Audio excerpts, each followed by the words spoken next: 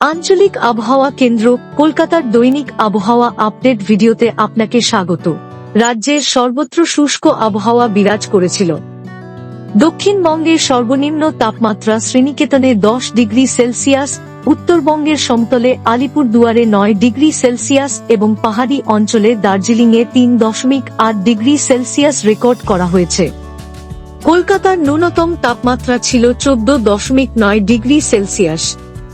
উত্তরবঙ্গের কোচবিহার ও দার্জিলিং জেলায়, দক্ষিণবঙ্গের বীরভূম ও পশ্চিম বর্ধমান জেলায় 1-2টি স্থানে ঘন কুয়াশা এবং দক্ষিণ ও উত্তরবঙ্গের কয়েকটি জেলায় 1-2টি স্থানে হালকা থেকে মাঝারি কুয়াশা দেখা গেছে। বর্তমানে পশ্চিমবঙ্গের ভূভাগের উপর কোনো উল্লেখযোগ্য আবহাওয়াগত পরিস্থিতি নেই। আগামী 2 দিন উত্তরবঙ্গের দার্জিলিং, কোচবিহার, জলপাইগুড়ি, আলিপুরদুয়ার ও উত্তর দিনাজপুর জেলায় এবং আগামীকাল দক্ষিণবঙ্গের পশ্চিম বর্ধমান, বীরভূম ও পুরুলিয়া জেলায় সকালের দিকে 1-2টি স্থানে ঘন কুয়াশা থাকার সতর্কতা জারি থাকছে। রাজ্যের বাকি কোথাও আবহাওয়ার সতর্কতা নেই। প্রধানত শুষ্ক আবহাওয়া থাকবে। ঘন কুয়াশার সতর্কতার পাশাপাশি পশ্চিমবঙ্গের জেলাগুলিতে আগামী 2 দিন সকালবেলায় 1-2টি স্থানে হালকা থেকে মাঝারি কুয়াশা বিরাজ করার সম্ভাবনা রয়েছে।